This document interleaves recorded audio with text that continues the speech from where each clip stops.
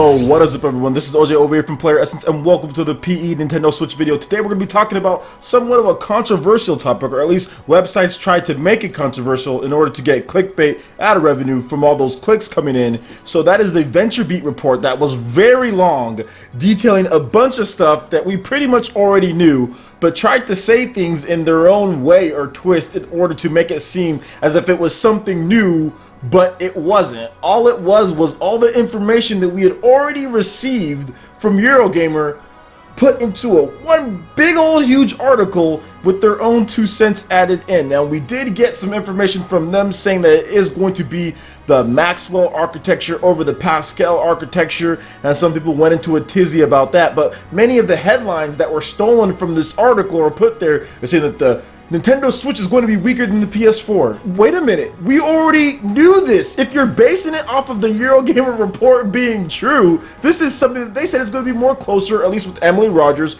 who's close to them and all that, and knows that stuff, saying that it's going to be around the Xbox One as far as power. But then there's been some stuff saying like, hey, well, it's going to be able to do this more efficiently, it's going to have potentially a better CPU, maybe the raw specs aren't necessarily going to be there. So I failed to see what this article adds to anything other than speculating, saying that it's going to be Maxwell over Pascal, which we didn't know what architecture was going to be. And then I had a bunch of people hitting me up saying, oh, you're going to talk about this? What is there to talk about? Like, I don't even need to profile all of the stuff that they wrote. I mean, guys, look at this. Look. I'm not even trying to damage control the power of the system. I've already accepted that the system, Nintendo Switch, for as small that it is, there is no way that it's going to have the physical, like, raw specs of a PS4 Pro or something like that, or a PS4. I think it's going to be a very powerful system in its own right based on how small it is, and there's going to be a supplemental computing device released in the future with the USB-C in order to have it have better graphics where Nintendo can upgrade it through there. But with the base package that you're getting, it's going to be pretty good. That's what I think. That's personally what I think, but I just found it funny. One of the things in this article that they said is that the system is good for cartoon graphics that Nintendo makes, but for high-end PS4 and Xbox One games, it's not going to be able to do that. That is probably the most ridiculous statement out of this whole thing. That's absolutely ridiculous. The Tegra X1 chip, guys, okay, so the chip that was before this, that we know this chip that is coming with the Nintendo Switch that's more powerful than the Tegra X1, that could handle Unreal Engine 4. Unreal Engine 4, the same engine that runs on the high-end PlayStation 4 that many of these developers that are using. It's a scalable engine. For them to say, for VentureBeat to say that it can only handle cartoon-like graphics that Nintendo does and not handle more high-end, as if PS4 and Xbox One are high-end.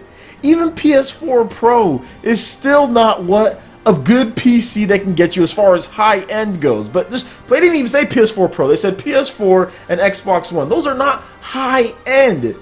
Those are low tier as far as graphical capabilities when it comes to the grand scheme of things. My PC that I bought in 2015 is still a lot stronger than the PS4 and Xbox One. And the CPUs in both of those systems are not good.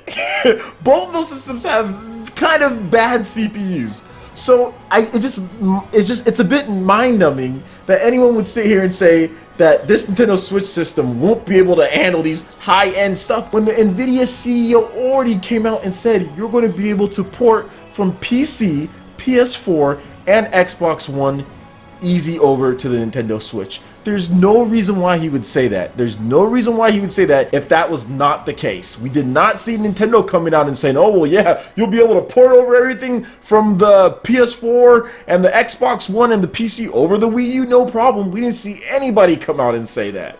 We already know about the architecture is going to be more similar. I just find it hilarious that they would actually bring that up as if these engines are not scalable, which many games run on very scalable engines. Unreal Engine 4 running on scalable engines with various devices, even down to freaking cell phones. So it's just a mind-numbing article, and so many people were asking me to talk about this, but I don't know what to say. It's like, it's difficult what to say to something like this, especially when they put their own 2 cents in there with nothing other than, oh, well, Nintendo does cartoon graphics, it can handle that, but it can't handle these high-end stuff, as if PS4 and Xbox One are so freaking high-end. Come on, you gotta be kidding me. And look, guys, I'm gonna show you guys something. Like, this is the demo, the Unreal Engine 4 demo, okay?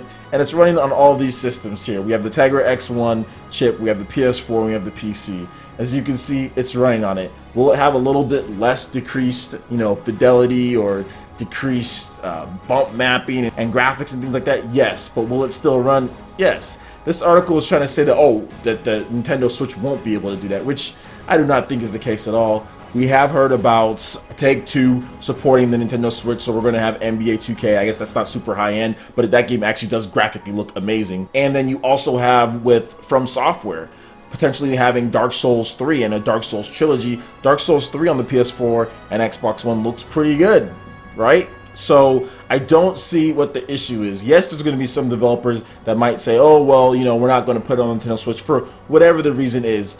But architecture-wise and power-wise, it should be fine to port over games based on the third-party developers who have already kind of pledged their support. And if you compare that to what Nintendo had with the previous gens, especially with the Wii U, the list of games, comparing what the Wii U had as far as third-party support compared to the Nintendo Switch, what developers were saying that they were going to do, I mean, it's obvious that the Nintendo Switch definitely has a leg up because of the architecture and because it is going to be a comparable system when it comes to porting over and when it comes to those things. So I don't know, I can only just laugh and chuckle. I just said whatever, I guess I'll talk about it a little bit, but I'm definitely not going to profile this as this is some type of big revelation or anything. We already knew this. Everyone was saying that it's going to be, at least from when we found out about Nvidia being the chipset, we all said, yeah, Eurogamer's right. They were saying that it's not going to be on the same level as PS4 and maybe on Xbox One level, maybe a little bit below it. Might have some newer architecture in there so it can run things more efficiently, but as far as raw specs though,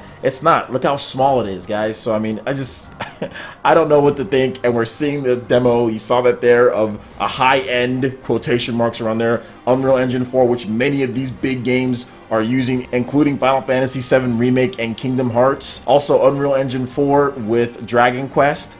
That's going to be on the Nintendo Switch. So I don't even know what to think about this one, guys, but hey, it is what it is. They're going to say what they're going to say. Whatever the case is, that's what it is, right? Alright guys, that wraps it up for this video here. Go ahead and hit that like button if you did like it. Lets me know you guys want more content like this going forward in the future. And subscribe to PlayerEssence for more news, reviews, trailers, tips, and tricks, and everything in gaming. Thank you so much for watching, and we'll see you guys for the next video. Peace.